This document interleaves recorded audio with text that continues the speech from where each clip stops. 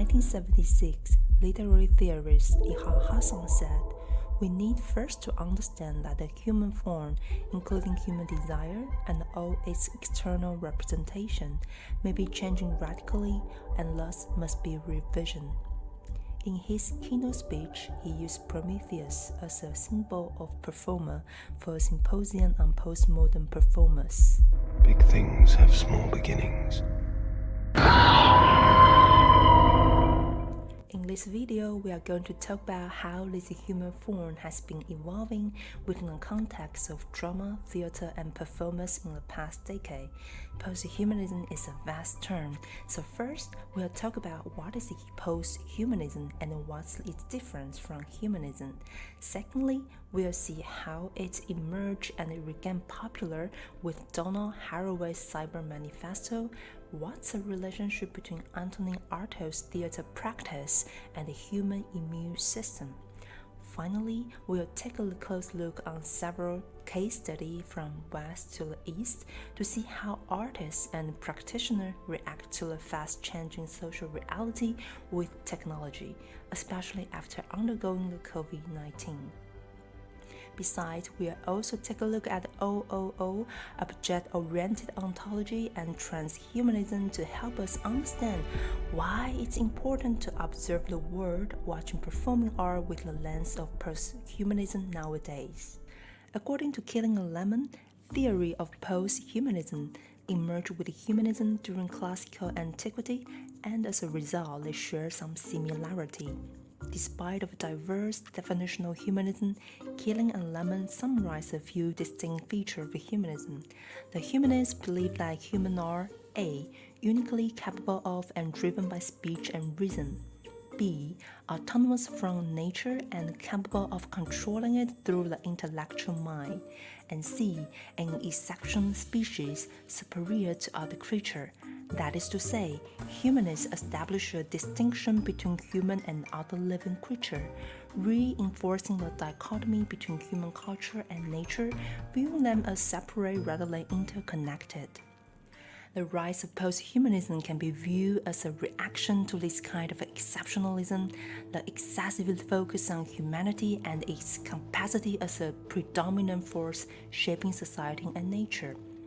Although posthumanists indeed share some common ground with humanists such as ethics, reason, and civic action, topics scrutinized since the Renaissance humanism. However, posthumanist scholars approach the subject from a last human-centric perspective, rejecting the binary division between human and nature. Instead, they argue that humans are deeply entwined within the world they live in. As a result, human beings are not discrete entities isolated from their surroundings, but are viewed as behaving systems. The apparent complexity of our behavior over time is largely a reflection of the complexity of the environment in which we find ourselves, as the Nobel laureate Herbert Simon described. The prefix post has several meanings. Typically, it is referred to after, such as postmodern and postcolonial. Post also implies a state of beyond, like we use the term post-rock.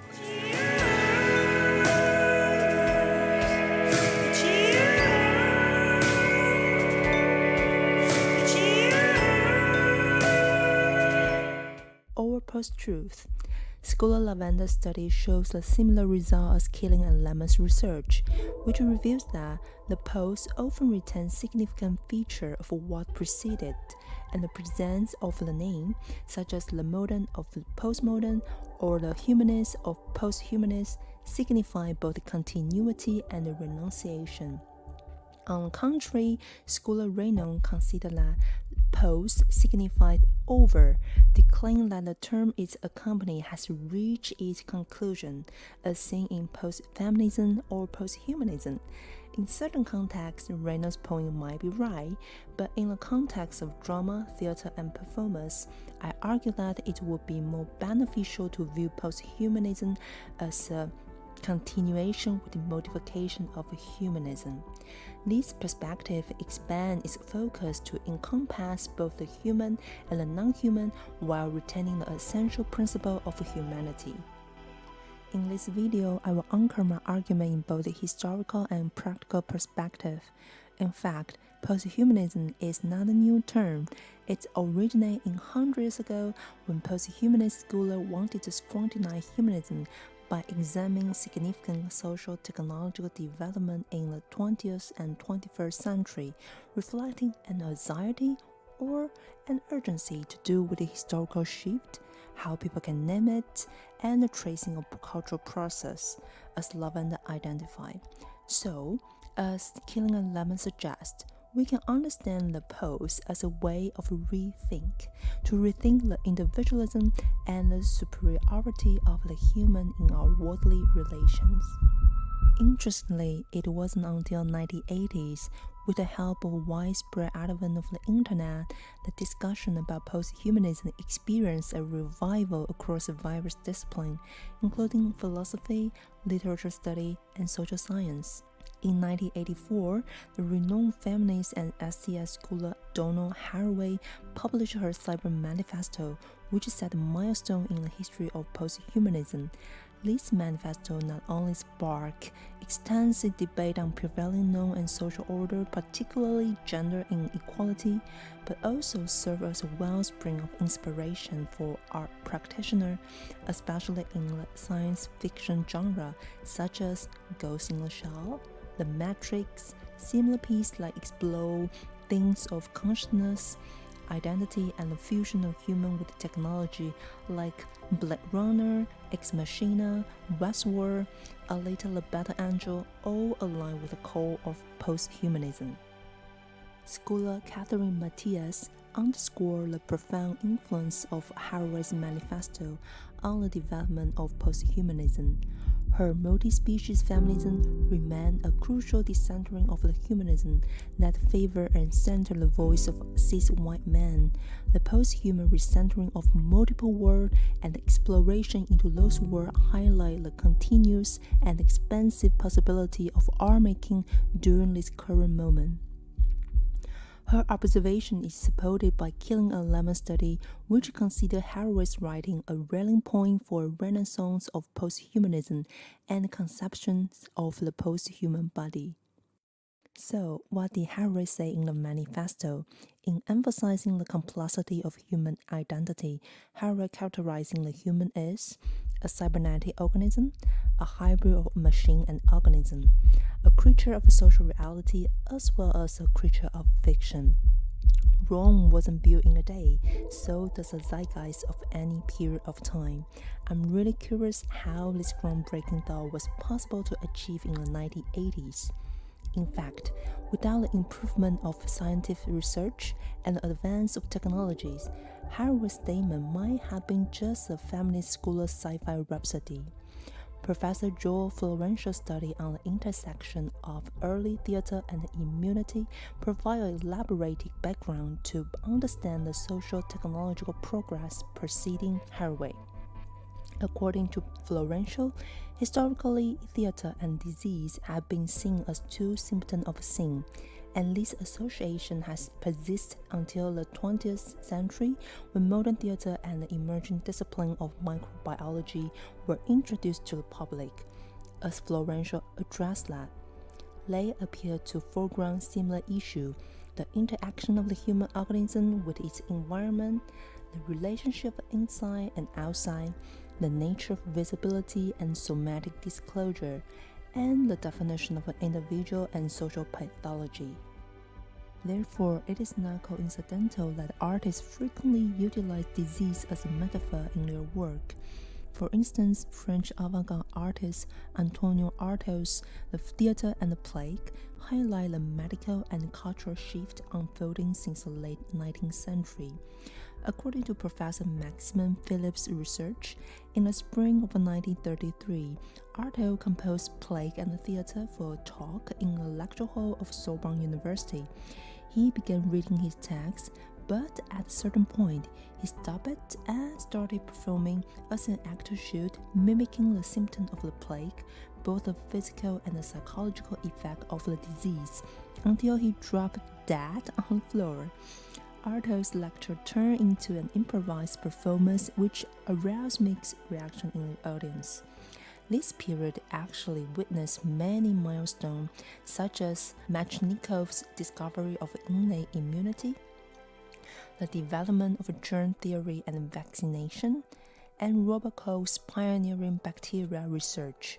Furthermore, in the Cold War era, the concept of a cell maker within each cell was introduced by Frank Burnett and Frank Fenner. All this scientific progress in immunology made people aware of a process of self and non-self discrimination within each individual's body. This finding not merely affirmed the primacy of biological identity, but also convinced people that bodily integrity is achieved and maintained through the surveillance, identification, and rejection of all foreign bodies. This idea later on developed as the narrative of biopolitical apparatus based on modern science, which consider the human body as autonomous and self-regulating, a basic unit to perform and execute duties in social life. However, when applying such biopolitical apparatus to theater, Alan Reed's research revealed that the performative apparatus of the stage, the humanist tradition of theater, which Artaud in fact with the plague has also consistently failed to summon the human. Instead, what it has really delivered has always been the anxiety of a homo performer to become exposed as a precarious life, as a life that is separate and excluded from itself. According to Reed, this anxiety has contributed to theater's current role as the last human venue. In recent years, there has been a paradigm shift in immunology studies. Philosopher Alfred Tauber indicated that people start acknowledging organisms, including human body, as the evolving community ecosystems rather than radical closure entity. Sayonara's researcher Thomas produced study also point out that the biological organisms are now understood to sustain themselves through constantly dynamic exchange of and negotiation with foreign substance and body that cross into it from the outside. The body is recognized as heterogeneous, partially comprising external element constructed by its environment and in turn shaping it. So far, we can see how the cultural concept of body has evolved with the progress of medical and science achievement. While biotechnological advancement seems to offer a logical basis for accepting Haraway's cyborg statement, some existing questions still persist. Even if the human body has been recognized as a hybrid and evolving entity, does that eliminate the anxiety of theater practice?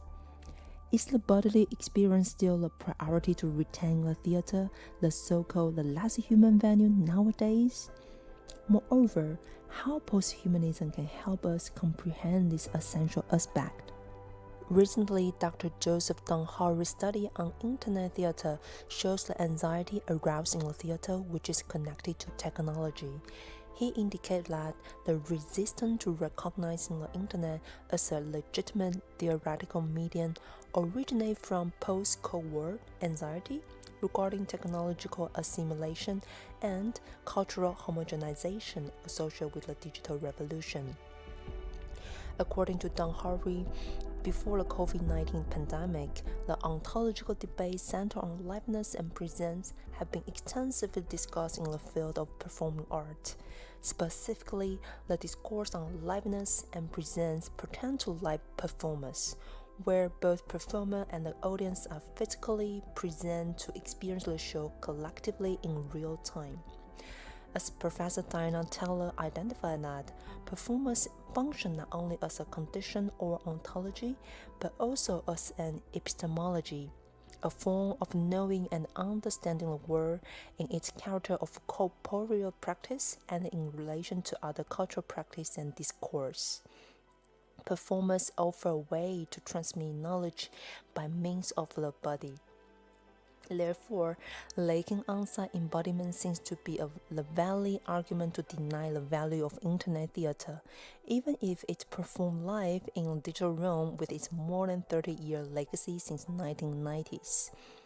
Before we delve into the ontological debate surrounding performance, let's take a look at how theater practitioners react to the social techno change in the past decade, including COVID-19, the global pandemic, the immersive technology, and the pervasive application of AI. Then we will use posthumanism as a lens to examine how this performance shape and were shaped by the environment. First of all, if on-site embodiment is essential for a performance to be considered genuinely live, does it matter whether the performer are human or not? In Odisa Hirata's I, Walker and Sayonara, robot and android share the stage with human actors. Professor Sarah Lucy indicated that these stage performers question both human and robot subjectivity, presenting a world where they are all broken objects upon the stage. To scrutinize the dramaturgical politics, Lucy suggests that we use object-oriented ontology (OOO) to analyze this play, which is aligned with our posthumanist perspective. Lucy elaborated that OOO referred to the relationship which is characterized by an awe of the essential object whose essence is withdrawn, but with whom the human must coexist in an ever more equal relationship. According to Timothy Moulton, object doesn't mean objectify, rather, it means totally incapable of objectification.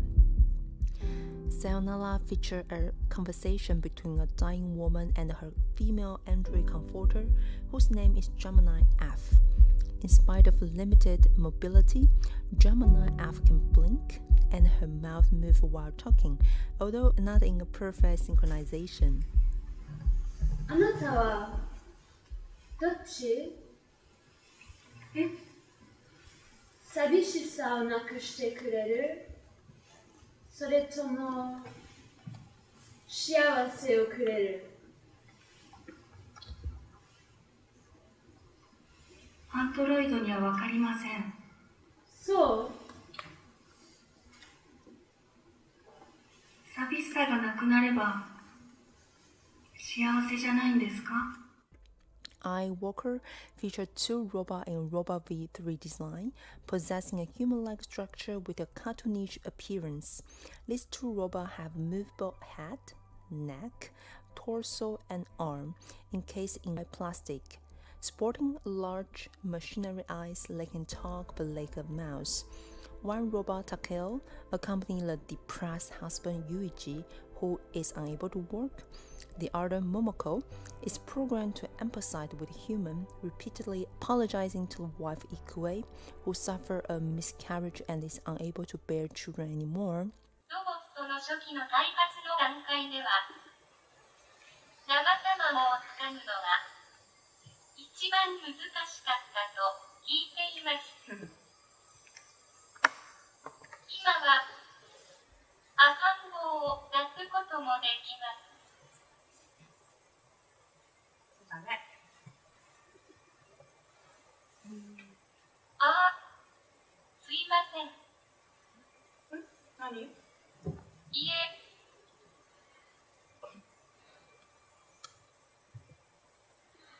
子供のこと？いいよ、そんな気使わなくても。すいません。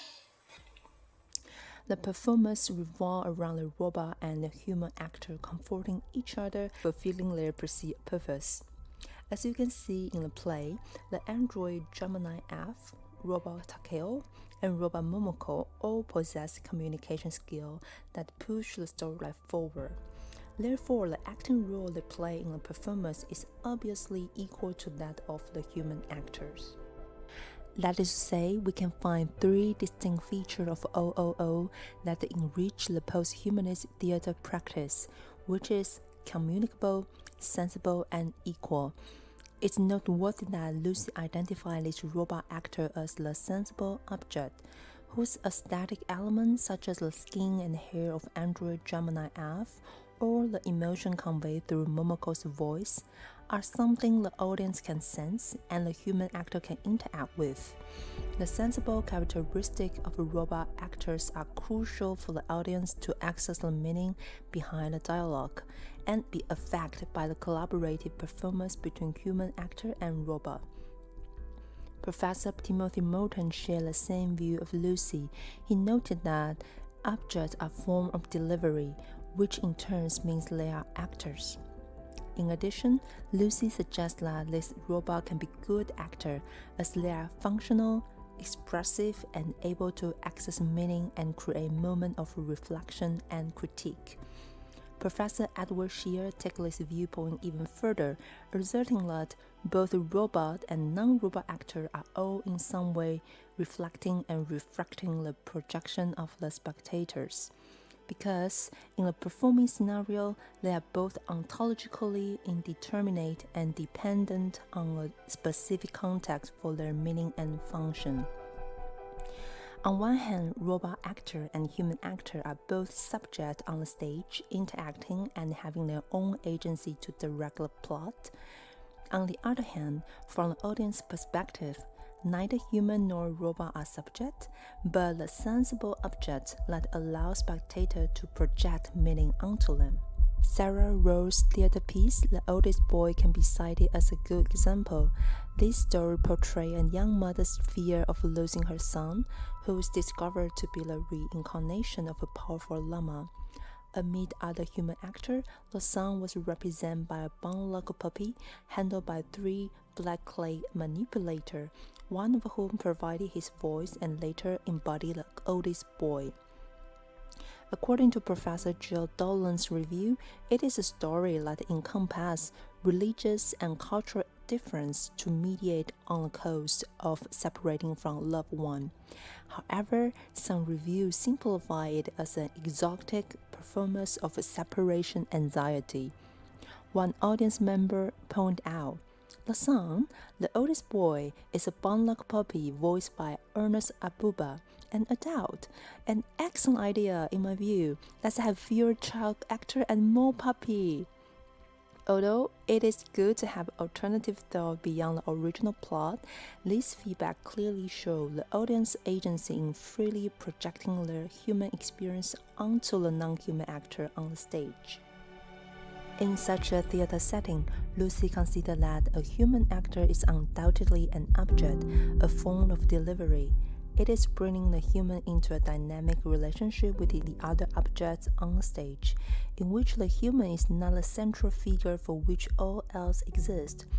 Equality is categorized by a mutual empathy and respect between the human and other objects. This perspective not only exemplifies how posthumanism can be applied to modern theater, but also underscores the non-hierarchy feature of postdramatic theater.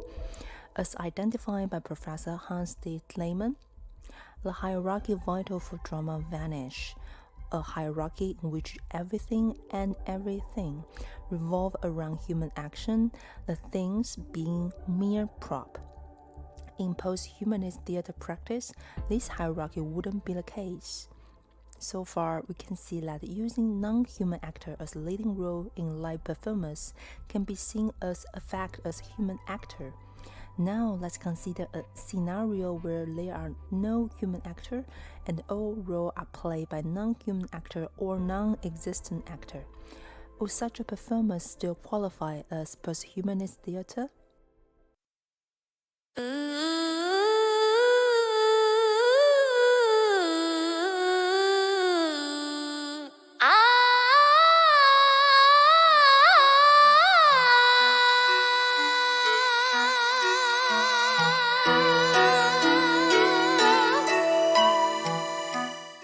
Hiroshi Tamawari's VOCALOID Aoi, one of the most well-known plays of traditional Japanese no theater, was performed by bone-like puppy, with the chanting voice created by VOCALOID, the sound synthesis software manufactured by Yamaha Corporation. It's a 30-minute length opera in which you will see no human being acting. It's VOCALOID which provides all the song for the play, and all the actors in the play are bone-like puppy. Bone-like is one of Japan's traditional performing art with its 250-year-old history. The trinity of lifelike puppy play, Song from VOCALOID and techno music using Japanese traditional instruments illustrate the complexity of a human deep psyche. Indeed, replacing all human actors with puppet can be viewed as an adaptation for puppetry theater, an ancient form of theater which can date back to ancient Greece. However, what makes it distinctly posthumanist is the innovative use of sound to embody this inanimate object. All the songs sung by Bunlock Puppet are created using the Singer library of VOCALOID. There are 3 libraries are employed in this play, including Yamaha's VY1V3, AHS Nekomura Iroha, and Yuzuki Yukari. Although the singing voice are recorded from actual singer, the synthesis operation enabled practitioners to produce a new voice identity that didn't exist before. This is achieved by blending different source characteristics through technology. According to Killing and Lemon, posthumanist scholars assert that humans are part of an entangled environment who move to action through a variety of environmental interaction, affect, hobby, and sometimes reason. Therefore, humans are formed and dependent on their environment. The utilization of non-human objects in VOCALOID opera Aoi not only recognizes the value of an alternative form distinct from human-centered play, but also underscores the crucial role that technologies can play. Certainly, technologies have become indispensable in modern life, shaping today's information environment, which Richard Seymour described as a simulacrum. It is not a representation of reality, it is reality, albeit generated from digital writing and simulating models. But this simulacrum has its root in capitalist culture's airbrush advertising. Seymour's reminder prompts us the last question: if it is not possible to perform on-site but online, can such digital present-only performance help us better interpret this world? That Centers to Be a Machine, version 1.0, premiered during lockdown in 2020 by streaming live from Project Art Center in Dublin. The early iteration of this play is adapted from the Wellcome Prize-winning book by Mark O'Connell, which explores how transhumanism can help humans improve our body with the aid of technologies. Transhumanists are all united through thinking that the body is an obstacle that we need to overcome in order to achieve our true natures, our true selves. And of course, in the context of COVID-19, it's our bodies which are the problem. Our bodies are biohazards. And we started to think, how would the problems of social distancing complement the story of transhumanism and how we would tell that story? It's important to note that transhumanism is not synonymous with posthumanism. While its meaning of beyond human can be broadly considered part of the posthumanism, transhumanist scholars' attitude toward human beings is actually opposite to posthumanist scholarship. Killing and Lemon study discovered that while posthumanists use posthuman to refer to a more diffuse understanding of human bodies, transhumanist scholars also have used it to mean an evolved kind of human and a more technological advance improved humanity. Under the discourse of social progress, the narrative of transhumanism re-centralized the conception of the logically minded human that can create and control technology for human benefit in order to achieve human superiority. Therefore, we can clearly make a distinction between them, as Professor Carl Wolf identified that posthumanism attends to the dispersion of human agency, whereas transhumanism attends to the concentration of it. Despite their difference, we can still observe them through a broad posthumanist lens to help us address the ontological question, presence. So what we have imagined for this iteration is we have an audience who, rather than being physically present in a theatre, are uploading themselves into the space, and we will give them a digital presence rather than an embodied one. And so we're very excited to see that when we put this together in the room and stream it out to people's laptops at home, will that connection that you get in the live theatre experience translate or not? So there's lots to discover. According to Donna Haraway, the uploaded video footage makes the human audience a living part of this environment without their corporeally flashy presence. As data, they exist as material that can be potentially interacted with during the live event. There will be some audience interaction, and again, that's kind of what we're trying to look into. It's like what is lost when there aren't any bodies in the room, and maybe my job as the performer is to try and make the audience feel like they are there and to try and give a sense of vitality and liveness to the whole thing. Moreover, he pointed out the act of typing makes the audience part of the communication system between the performer's virtual and corporeal component. The interplay between virtual and the corporeal body embody the entire performance, constructing a data loop of multiple present occurring in multiple places, existing on multiple devices simultaneously. Similarly, anarchy dance theater's CyborgEros also originated from choreographer Xie Hua's life experience during the pandemic in Taiwan. When he encountered the lockdown in Taipei, choreographer Xie found that having multiple digital doubles on different screens became his new reality for teaching students, which inspired him to developing the CyborgEros project and premiere in 2023. In CyborgEros, dancers perform with handheld cameras while being filmed by other cameras. Each footage is projected in real time on screen of various size on the stage.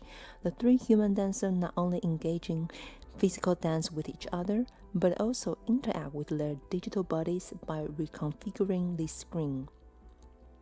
In the final part of the choreography, AI recognition restructures this digital body data, generating the third level of body images, that is the post-digital bodies. The dancer then dance with this newly generated AI body image, intertwining with their own body and the digital body reside on different screens. There are three ways to experience the performance. First, on-site. People watch the show as regular audience members do. Second, online. The audience can choose which camera or which screen to watch outside the theater. And the final one, on-site and online. The audience bring their own laptop to the stage, connect to the internet, and they can freely choose between the physical performance or the streamed one on their laptop.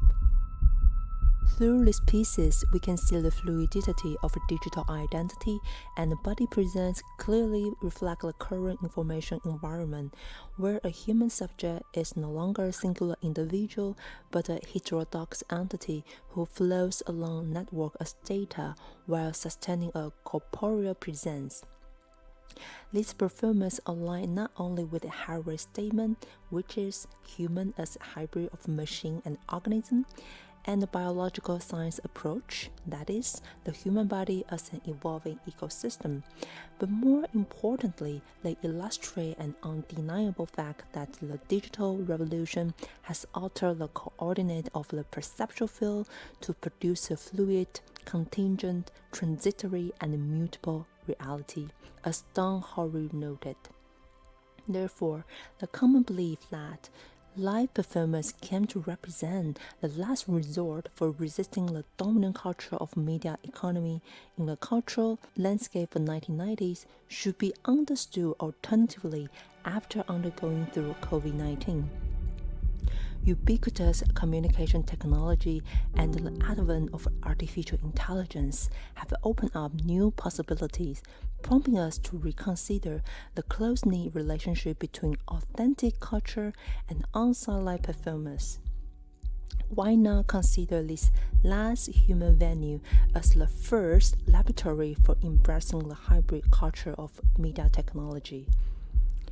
In my opinion, the real in theater should be liberated from the structure of conceptual, determinate meaning or message, as the materiality of the internet has shaped how reality is structured and perceived.